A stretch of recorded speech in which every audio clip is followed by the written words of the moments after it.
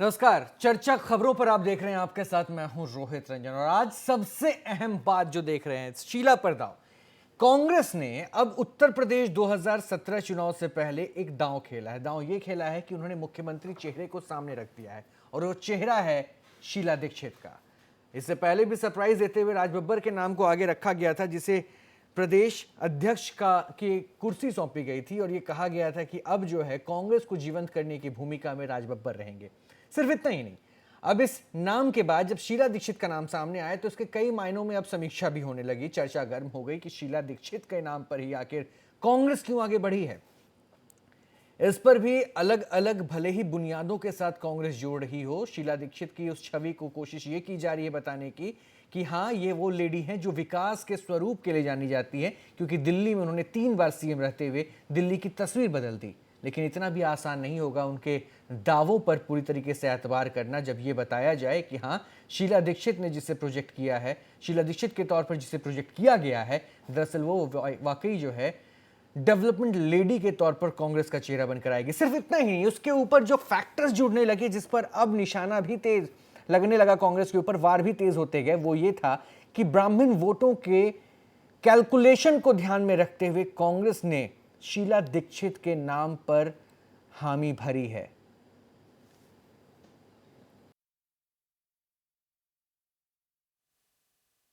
बहुत बड़ी जिम्मेदारी मिलती है, लेकिन इससे पहले तो मैं अपनी हाईकमांड का बहुत बहुत शुक्रिया करना चाहती हूँ कि उन्होंने मेरे पर विश्वास किया और ये जिम्मेदारी दी।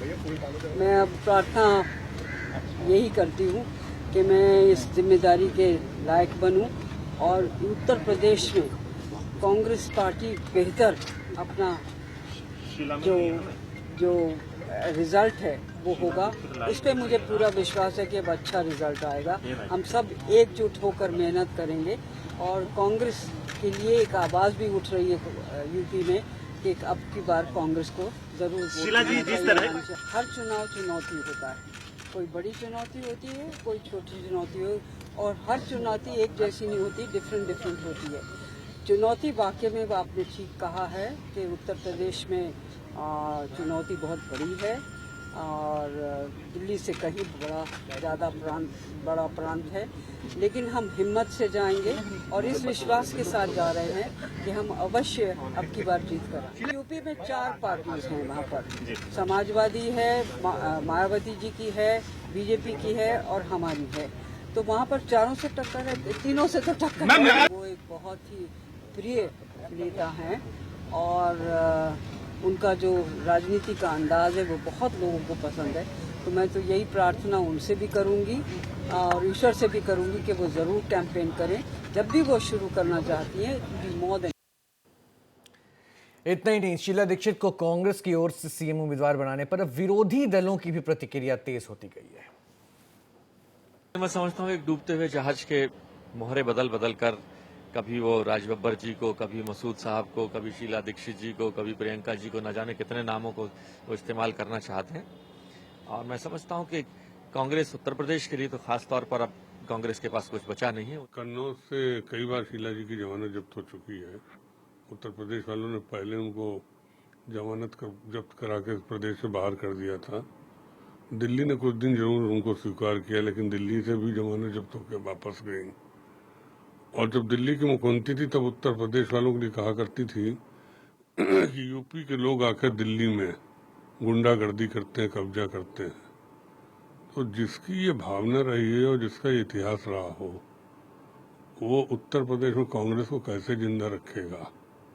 और कांग्रेस राष्ट्रीय पार्टी होकर अगर जातीयता के आधार पर चुनाव लड़ना चाहती थी, दुर्भाग्य कांग्रेस का भी और देश का दोनों का।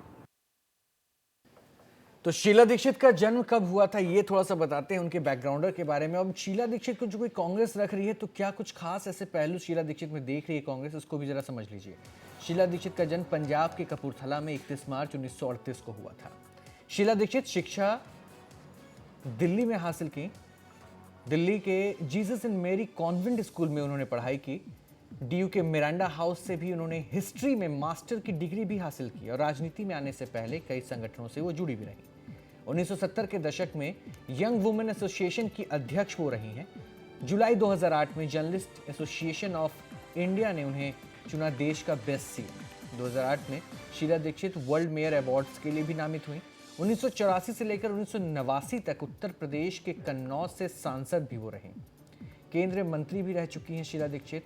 दिल्ली की 3 बार मुख्यमंत्री रह चुकी हैं। दिल्ली की दूसरी महिला मुख्यमंत्री शीला दीक्षित रही हैं और आखिरी विधानसभा चुनाव में हार का मुंह देखना पड़ा था। शीला दीक्षित के पति यूपी कैडर से आईएएस अधिकारी भी थे। शीला दीक्षित का ससुराल यूपी के उन्नाव में है, इसलिए उन्हें यूपी की बहू भी कहा जाता है और वो खुद को भी इसलिए प्रोजेक्ट भी कर रही थी कि वो यूपी की बहू है। शीला दीक्षित के ससुर उमाशंकर दीक्षित केंद्रीय मंत्री और राज्यपाल भी रहे हैं। शीला के सहारे ब्राह्मण वोटों पर कांग्रेस की नजर है। यूपी में करीब 14% ब्राह्मण वोट हैं। कॉमनवेल्थ गेम्स में शीला दीक्षित सरकार पर भ्रष्टाचार के आरोप भी लगे। मनु शर्मा को पेरोल देने के मामले में शीला दीक्षित की आलोचना भी हुई और दिल्ली के वाटर टैंक घोटाले के आरोपों में भी शीला दीक्षित का नाम सामने आया।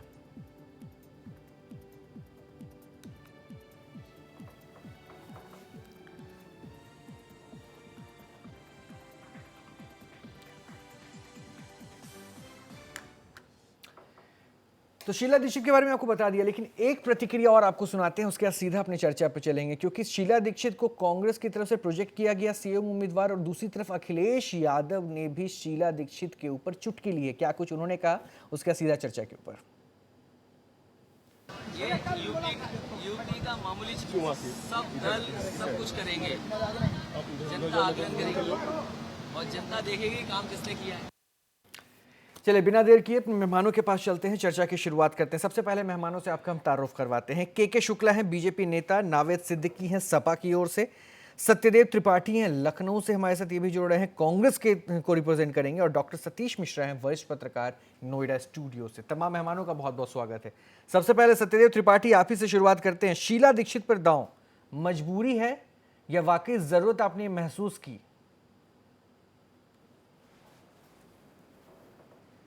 न मजबूरी है और न हमने ज़रूरत महसूस की, बल्कि उत्तर प्रदेश के 2017 के मिशन में ये तय करना है कि 1989 के बाद इस प्रदेश में जाति और धर्म की राजनीति ने अपना डेरा जमा लिया है और समय समय पर सपा बसपा भाजपा की सरकारें बनी।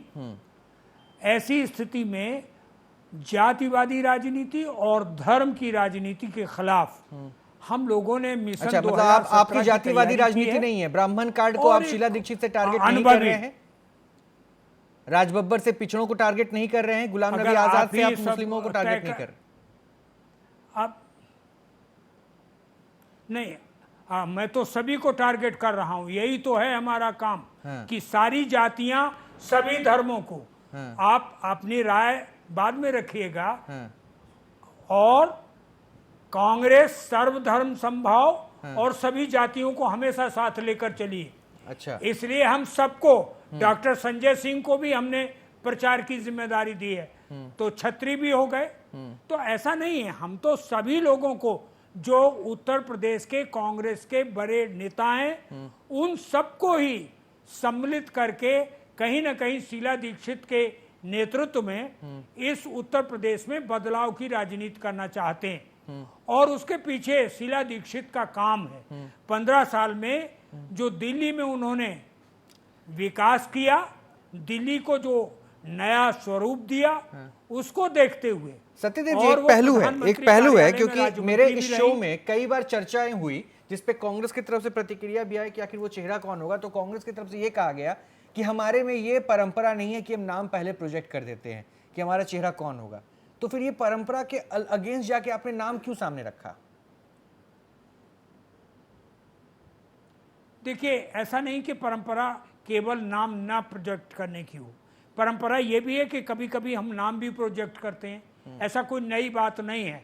हाँ, कम जगहों पर, कम राज्यों में हम नाम प्रोजेक्ट करते हैं, लेकिन उत्तर प्रदेश में चूंकि मायावती, अखिलेश यादव, भाजपा का तो कोई अभी नाम है नहीं, तो जब इनके उम्मीदवार सामने हैं क्षेत्रीय दलों के, तो उस समय जरूरी हो गया था कि हम अपना भी चेहरा सामने लाएं और हमने इसीलिए श्रीमती शीला दीक्षित का नाम आगे किया है।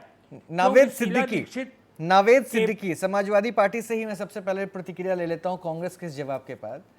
सिद्दीकी साहब, बीजेपी से पहले मैं आपके पास इसलिए जा रहा हूं क्योंकि मुख्यमंत्री जी ने एक बात कही। उन्होंने कहा कि भाई चुनाव के वक्त में ऐसे आते रहते हैं और कांग्रेस कोई भी चेहरा उतारते हैं। मतलब आपको लग रहा है, क्योंकि वो तो कह रहे हैं, गणित भी बता रहे हैं कि हम हर किसी के साथ जुड़ने की कोशिश में हैं, क्या आपको कोई खतरा महसूस नहीं हो रहा?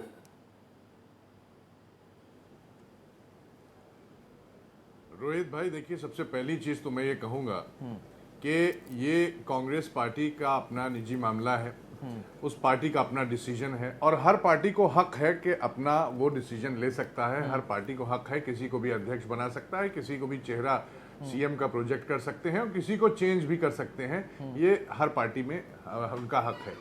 हम अपना जमीनी काम कर रहे हैं, जैसे कि अभी हमारे बासलाहियत, बासलीका, बावकार वजीर आला उत्तर प्रदेश जनाब अखिलेश यादव साहब ने कहा, उन्होंने कहा कि ठीक है, हम जमीन पे काम कर रहे हैं, वो किसी को भी उतार दें, हमें इससे कोई फर्क नहीं पड़ता। तो बिल्कुल सही कहा। शीला दीक्षित की पहचान भी तो विकास लेडी के तौर पर होती है ना सर, और आपकी भी बात विकास की ही होती है, तो विकास की टक्कर होगी फिर क्या? देखिए, शीला जी को विकास से आप जोड़ रहे हैं। देखिए विकास से शीला जी को आपने जोड़ा है, तो दिल्ली में एक बार जो उन्होंने जो विकास जो किया और कैसा विकास किया है, और अभी काफी चीजें सामने भी आ रही हैं। विकास काफी अच्छा है। एक वाटर टैंक में 400 करोड़ रुपए का घोटाला हुआ है और उस घोटाले में आरोपी भी हैं, नाम भी उनका चल रहा है, तो ये भी एक विकास है। कॉमनवेल्थ भी और नाम उसके है। बाद देखिए, वहां पे आम आदमी पार्टी की सरकार आती है, आम आदमी पार्टी की सरकार आती है वहां पे, और उसके बाद ये एकदम से वहां चलिए। अगर दिल्ली में इतना ही अच्छा विकास किया होता और विकास की लेडी होती और विकास जो है लोग इतना इनको अप्रिशिएट अगर करते, तो शीला जी दोबारा आ जाती।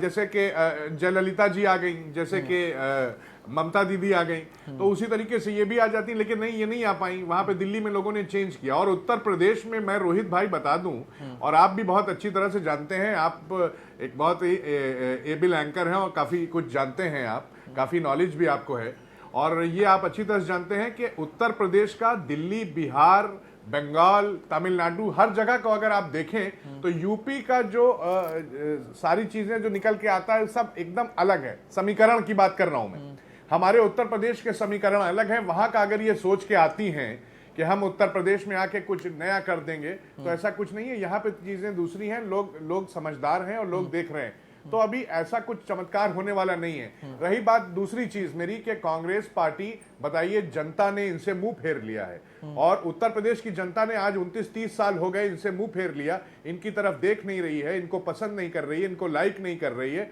उसकी वजह क्या है? ये भी अपने अंदर खामियां ढूंढें, खामियां तलाश करें कि आखिर वजह क्या है कि लोगों ने छोड़ दिया। कितने अध्यक्ष आके चले गए, बताइए, एक के बाद एक अध्यक्ष आए। सलमान खुर्शीद साहब आए, जगदम्बिका पाल साहब आए, मुन्ना जी आए, श्री प्रकाश जायसवाल, और न जाने जितिन प्रसाद का नाम चल रहा था, अभी राज बब्बर साहब आ गए।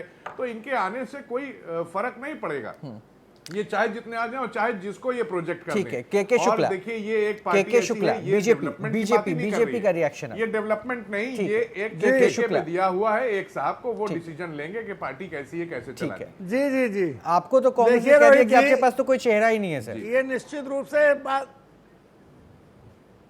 नहीं, मैं आपको बताऊंगा मेरे पास चेहरा है कि नहीं। आप पहले देखिए, आपने पूछा शीला दीक्षित जी के आने के बारे में जो बात हो रही थी, ये सही बात है कि कांग्रेस पार्टी अपना चेहरा कैसा बनाती है, किसको बनाती है। जहां 70% मतदाता युवा हो, वहां 78 साल की एक नौजवान को प्रदेश की बागडोर सौंप दिया जाए। दिल्ली में उन्होंने 3 बार मुख्यमंत्री के पद को सुशोभित किया, बड़ा विकास किया, और इतना विकास किया कि दिल्ली विधानसभा में नहीं, आश्चर्य एक बात का और भी है कि राहुल गांधी युवाओं को आगे लाने की बात करते हैं। विधानसभा में अभी तो तभी तो मैंने कहा 78 साल की युवा को आगे लाए। पूछिए, अगर इनको बीजेपी प्रोजेक्ट करेगी एज अ चीफ मिनिस्टर, तो क्या ये रिफ्यूज कर देंगे? वो जीरो कर उम्र को चुके हैं। बहुत रोचक सवाल पूछ दिया नावेद सिद्दीकी साहब ने। शुक्ला साहब, आपसे। जीरो कर चुके हैं। अरे रोहित जी, जी सर, बस शुक्ला साहब से पूछिए। जी सर, त्रिपाठी जी आ रहा हूं आपके पास। बताइए, शुक्ला जी, बहुत अच्छा सवाल पूछा है। शुक्ला साहब से पूछ लीजिए जो मैंने पूछा है, रोहित भाई। एक मिनट, क्या पूछा है जरा बता दीजिए। नहीं, उन्होंने रोहित पूछा भाई, कि अगर देखिए, आपको सवाल उठा रहे हैं, बीजेपी इनसे सवाल सीएम पूछिए। कैंडिडेट रिप्रेजेंट कर दे तो आप उस पर क्या करेंगे? आपका रिएक्शन क्या होगा? क्या उम्र देखकर आप पीछे हो जाएंगे? देखिए, भारतीय जनता पार्टी का हर फिर ये क्या कहेंगे कि उत्तर प्रदेश में 70% युवा है? भारतीय जनता पार्टी में किसी को भी किया जा सकता है, लेकिन भारतीय ये देखिए, इन्होंने जनता अपनी लाइन पार्टी क्लियर ये कर भी ली। देखेगी कि इस समय बहुत प्रदेश की खूब, आवश्यकता क्या बहुत है, अच्छे। देश की आवश्यकता क्या है। इस समय परिवर्तन की भैया, लहर इन्होंने चल रही बता है। दिया कि ये इस कैंडिडेट समय हैं। परिवर्तन की लहर चल रही है। मैं नावेद जी से पूछना चाहता हूँ, आपने मुलायम सिंह जी की जगह पर अखिलेश जी को क्यों सामने पूछिए। लेके आए? क्योंकि आप भी नौजवानों की बातों को समझना चाहते थे। आप मुलायम सिंह जी को पीछे क्यों ले गए? तो शिवपाल यही जी तो जो मैं आपने सवाल आपसे फड़फड़ा कर रहा रहे हैं, हूँ। अरे उनको जनाब आपने आगे आली, क्यों नहीं यही तो बताया? सवाल आपसे कर रहा हूँ। उन्हें मुख्यमंत्री शुक्ला साहब, क्यों नहीं अगर बनाया? आपको प्रोजेक्ट करती है भारतीय जनता पार्टी, तो क्या आप कहेंगे कि युवाओं को प्रोजेक्ट कीजिए? क्या उस वक्त आपका ये जवाब होगा? क्या अमित शाह साहब से आप ये कह पाएंगे? क्या आप कहेंगे कि नहीं, 70% आदमी की जरूरत है, उनकी सरपरस्ती जरूरी है युवाओं के ऊपर? फिर आप ऐसे बयान देंगे? नावेद जी, अगर आप भारतीय जनता पार्टी जी। के उत्तर प्रदेश के पदाधिकारियों की और कार्य समिति की जो सूची अभी घोषित हुई है, उसका अध्ययन कर लीजिए। उसमें एक या दो उदाहरण छोड़कर एक भी व्यक्ति अरे अध्ययन कर ऐसा लिया नहीं साहब, है आपकी पार्टी जो मिस 7 कॉल वाली साल से पार्टी ऊपर है। का हो। मिस कॉल पे तो आप नौजवानों कैंडिडेट, को- डॉक्टर सतीश मिश्रा, नौजवानों डॉक्टर सतीश मिश्रा, सत्यदेव जी थोड़ा सा इंतजार करना होगा आपको। डॉक्टर सतीश मिश्रा, एक सवाल है मेरा, एक सवाल है, छोटा सवाल। शुक्ला साहब और नावेद सिद्दीकी जी, सवाल सुन लीजिएगा क्योंकि ये बहुत रेलेवेंट है और ये आपके लिए भी। सर, उसके बाद जवाब मैं आप ही से लूंगा। सत्येंद्र त्रिपाठी, इस सवाल का जवाब पहले मैं एक बार ले लूं अपने वरिष्ठ पत्रकार मित्र से, उसके बाद सर ये बताइए कि शीला दीक्षित जब दिल्ली की मुख्यमंत्री थी तो मुझे याद है कि उन्होंने ऐसा स्टेटमेंट कोट किया था कि उत्तर प्रदेश और बिहार के लोगों की वजह से दिल्ली में क्राइम बढ़ता जा रहा है। जिस उत्तर प्रदेश के लोगों पर उन्होंने कहीं ना कहीं निशाना साधा था, आज उनके साथ जुड़ने जा रही हैं। क्या यूपी के लोग इतनी जल्दी इन बातों को भूल जाएंगे? नहीं, देखिए ऐसा है कि अगर आप उनके एक बयान पर इतना, उस बयान के कॉन्टेक्स्ट को आप लोग नहीं देखते। होता ये है, मैं तो मतलब पत्रकार हूँ, मैंने उस बयान की बहुत गौर से पढ़ा था। वो बयान एक व्यापक कॉन्टेक्स्ट में था।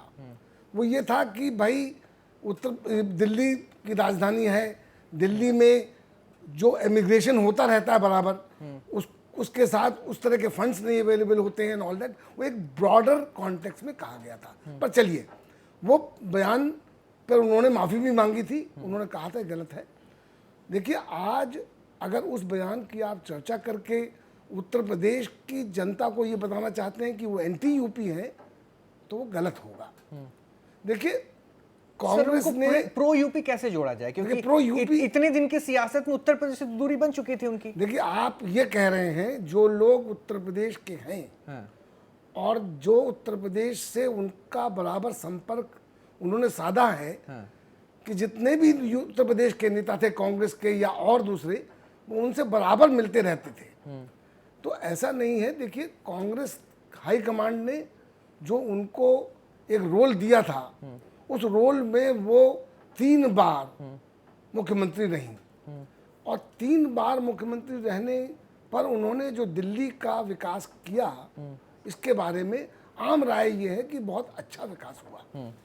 बाकी जो उनके प्रतिद्वंदी हैं उनके ऊपर उंगली उठाएंगे, स्वाभाविक भी है, क्योंकि राजनीति में उंगली उठाना बहुत आसान होता है और किसी दूसरे का एक काम। एक पॉइंट और जी बोलिए। ये पूरी तरीके से कांग्रेस के आला कमान का फैसला है शीला दीक्षित को भेजना, या फिर आप ये मानते हैं कि इसमें पीके की प्रॉब्लम थी, पीके इसको सॉल्यूशन के तौर पे चाहते थे कि हर कार्ड को कहीं ना कहीं सेट किया जाए? अगर आप मुझसे ये पूछ रहे हैं तो देखिए, मेरा कहना यह है कि प्रशांत किशोर को एम्प्लॉय किया गया है कि वो स्ट्रेटजीज सजेस्ट करें। अब वेरियस स्ट्रेटजीज वो सजेस्ट करेंगे। अब लीडरशिप का काम ये होता है कि उन सारी स्ट्रेटजीज पर विचार करके जो उचित पाएं उसको इम्प्लीमेंट करें और जो उचित ना हो उसको रिजेक्ट कर दें। अब मुझे ये नहीं पता है कि प्रशांत किशोर ने शीला जी का नाम बताया था कि नहीं उस बताया लहजे से जो आप कह रहे हैं, उस लहजे से तो ये माना जाए कि एक टफ कंटेस्टेंट के तौर पर जो है शीला दीक्षित को कांग्रेस ने उतार दिया है अन्य दलों के सामने। नहीं, देखिए ऐसा है ना, हर पॉलिटिकल पार्टी उत्तर प्रदेश में कोशिश करेगी कि वो अच्छे से अच्छा अपना पत्ता खेले। अब इस वक्त कांग्रेस ने यह तय पाया है कि शीला दीक्षित के नाम से उनको हो सकता है सफलता मिले। यानी फाइट बैक में आप मोड आते हुए देख रहे हैं। जो अब तक ये था कि यूपी में 3 दल होंगे अगर फाइट में भी होगा, एसपी, बीजेपी और बसपा, उसमें आप कांग्रेस को भी अब लाके रखें। देखिए, मेरा मानना यह है कि उत्तर प्रदेश की जनता मूर्ख नहीं है। वो पिछले 20, 25, 30 सालों से राजनीति को क्लोजली देख रही है। ठीक है। अब अगर उनको ये लगता है कि कांग्रेस में कुछ दमखम है तो वो उस तरफ भी देखेगी।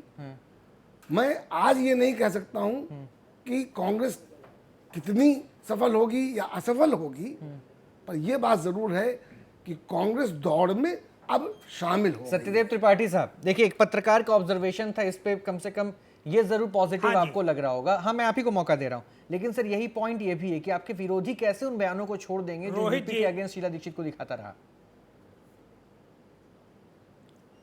रोहित जी, हाँ। आपका सवाल, नावेद भाई का सवाल और के शुक्ला ने सवाल, ये 3 सवाल उठाए हैं। कृपया हमने सबको सुन लिया शांति से, अब इन लोगों को हमारी बात भी सुन लेना जल्दी चाहिए। बोल दिए सर, मेरे पास भी वक्त नहीं, हमारे मजबूरी है। मित्र 2 मिनट नावेद भाई ने कहा कि एक आरोप लगा, हाँ आरोप लगाया गया है शीला जी पर किसी घोटाले का, लेकिन उनके खिलाफ मुलायम सिंह जी और उनके परिवार के तरह कभी भी किसी कोर्ट में ऐसे अधिक संपत्ति का मुकदमा रजिस्टर नहीं हुआ जो आज तक है। तो हम इन चीजों को नहीं छेड़ना चाहते। हमारे मित्र के शुक्ला साहब कहते हैं कि 78 साल के, मोदी साहब की उम्र क्या है ये बताएंगे, लेकिन सबसे ज्यादा पढ़ा लिखा राज्य अगर कोई है तो केरल, जहां 100% एजुकेशन है रोहित जी, और वहां के यूथ का आइकॉन कौन है? बीएस अच्युतानंदन, जो 82 साल का है। बीएस अच्युतानंदन के नेतृत्व में वहां चुनाव जीता गया है। जयप्रकाश नारायण 77 वर्ष की उम्र में यूथ के आइकॉन बने थे। के शुक्ला, जल्दी, मेरे पास वक्त आखिरी 1 मिनट बचा है। और लेकिन अच्युतानंद जी को मुख्यमंत्री, अरे भाई, सीपीएम उम्र का ने जिक्र करके अच्युतानंद शुक्ला जी जी को फंस गए। मुख्यमंत्री केरल का नहीं बनाया, चुनाव उनके नेतृत्व में लड़ा, मुख्यमंत्री वहां किसी दूसरे को बनाया गया है। ये वो भी सत्यदेव 74 जी अच्छी साल तरह के हैं, वो भी जानते 74 साल के हैं। होंगे। ये सत्यदेव जी अच्छी तरह जानते हो। वो 74 साल के हैं, जो दूसरे सत्यदेव जी, सज्जन ये बनाए बताइए गए तो हैं। क्या ऐसा उत्तर मत प्रदेश कहिए भी कि आप इटली हम के लोग रिमोट से सारी चलाना राजनीति चाहते हैं? को देख रहे हैं। रोहित भाई, हम जिस हाँ। भी रिमोट पे चलाना रोहित चाहते भाई, हैं, क्या उत्तर प्रदेश कम से भी कम इटली के गुंडा रिमोट से राज नहीं चलेगा? चलाना चाहते हैं, कम से सत्यदेव कम जी, लूट तंत्र दे नहीं रहे हैं जवाब। चलाना चाहते हैं। क्या लूट तंत्र और गुंडा राज नहीं चलाना चाहते? इतना तय कर। नावेद साहब, सवाल आपके ऊपर लगा दिया है कि लूट तंत्र वगैरह, गुंडा राज वगैरह आपका है, कांग्रेस क्लीन इमेज लेकर आना चाह रही है।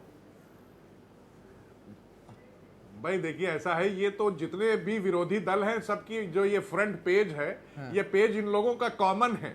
एक है, अब ये भी गुंडा राज बता रहे हैं, एक हमारी आदरणीय बुआ जी हैं, वो जब प्रेस कॉन्फ्रेंस में आती हैं तो वो 12 जो मार्च हमारी जो गवर्नमेंट बनी 2012 में, तभी से उन्होंने राष्ट्रपति शासन लगाने की बात कर ली कि राष्ट्रपति शासन लगा दीजिए, यहाँ गुंडा राज है। तो इन लोगों के रोहित पास जी, ये ये पहला विरोधी पेज दल जो है वाले वो नहीं कह कॉमन रहे है। हैं। दूसरे पेज में कहीं ना कहीं ये लोग आपस में बदलाव करते हैं, क्योंकि बदलाव इसलिए करते हैं क्योंकि अपनी अपनी रोटियां इनको सेकनी है, अच्छा। इसलिए ये बदलाव करते हैं। पहला पेज कॉमन है। रोहित मैं एक छोटा सा ब्रेक लूंगा। शुक्ला साहब मुझे छोटा सा ब्रेक लेने दीजिए। मैं ब्रेक लेके वापस आ रहा हूं, शुक्ला साहब आप ही से शुरू करूंगा। मैं आपको एश्योर कर रहा हूं, छोटा सा ब्रेक ले रहा हूं, फौरन वापस आ रहे, क्योंकि ये मुद्दा भी बना हुआ है। शीला पर दांव खेल दी गई है कांग्रेस की तरफ से। अब इस दांव का असर क्या पड़ने वाला है, ये समझना बहुत जरूरी है। इसको राजनीतिक दृष्टिकोण से भी समझेंगे और जनता से कैसे जुड़ेंगे शीला दीक्षित, ये भी समझना जरूरी है। थोड़ा सा इंतजार कीजिए, फौरन वापस आ रहे हैं। तमाम मेहमान हमारे साथ लगातार बने हुए हैं।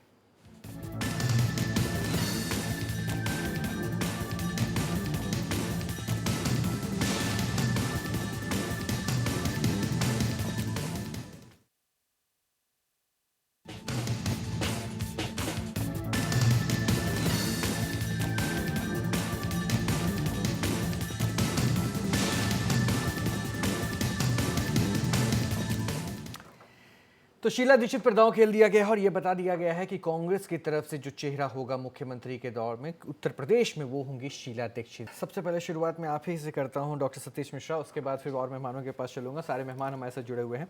डॉक्टर सतीश मिश्रा, क्या वाकई लगता है कि कार्ड फैक्टर, कास्ट फैक्टर कुछ भी नहीं होने वाला है और शीला दीक्षित कहने से ब्राह्मण कार्ड का जो एक बार बार बार ये नाम आ रहा है, कांग्रेस को माइलेज नहीं मिलेगा? नहीं, देखिए ऐसा है, उत्तर प्रदेश में जाति तो एक रियलिटी है। अब अगर मेरे नाम के साथ सतीश मिश्रा जुड़ा है तो मैं ब्राह्मण हूं, मैं उसमें विश्वास करता हूं ना करता हूं, आज की जो परिस्थितियां हैं, मैं जो भी कह रहा हूँगा ये कहा जाएगा चूंकि ब्राह्मण है इसलिए ये कह रहा है। देखिए, ये बात सोच बहुत गलत सोच है। दूसरी बात यह है कि अगर शीला दीक्षित का नाम प्रोजेक्ट किया है और वो ब्राह्मण हैं, मतलब ब्राह्मण परिवार में वो ब्याही गई हैं तो वो कपूर, पर ब्याहने के बाद हमारे यहाँ जो महिला की जात वही हो जाती है जो पति की जात होती है, तो वो ब्राह्मण की परिवार की है। अब अगर ब्राह्मणों को उनमें विश्वास दिखता है और ब्राह्मण उनसे जुड़ते हैं तो कांग्रेस को फायदा होगा। और अगर और दूसरी, जैसे मुलायम सिंह जी यादव जी अपने साथ सारे यादवों को लेकर साथ चलते हैं, क्यों चलते हैं? वो उनकी पहचान है। नहीं तो शीला दीक्षित के आने से इतना इम्पैक्ट हो जाएगा क्या? क्योंकि दूसरे दीक्षित के दूसरे दलों के भी तो ऑप्शन है ना। आने से ये कांग्रेस ने अपनी रणनीति के चलते शीला दीक्षित को प्रोजेक्ट किया है। अब उसमें अगर ब्राह्मण जुड़ते हैं तो उनको एडिशनल बोनस मिलता है, अगर उनके साथ मुसलमान भी जुड़ जाते हैं तो और एडिशनल बोनस मिल जाता है। ये तो प्रदेश की जनता तय करेगी कि वो ब्राह्मण उनको मानती हैं कि नहीं मानती और उसकी वजह से वोट देती हैं या उनकी छवि की वजह से वोट देती हैं। के शुक्ला, मैं इस पॉइंट पे आपसे नहीं आऊंगा, लेकिन जो राज बब्बर साहब ने कहा मैं उस पॉइंट पे आता हूं। उन्माद की राजनीति पे इशारा किसकी ओर था ये आप समझ रहे हैं? एक तड़ीपार की ओर इशारा किया गया और वो चेहरा ढूंढ रहा है, ये किसे कहा गया ये आप भी समझते हैं। जरा बता दीजिए कि इतना इम्पैक्ट पड़ने वाला है क्या? चेहरे की तलाश चल रही है क्या? और इतने निशाने पर आप कांग्रेस के क्यों?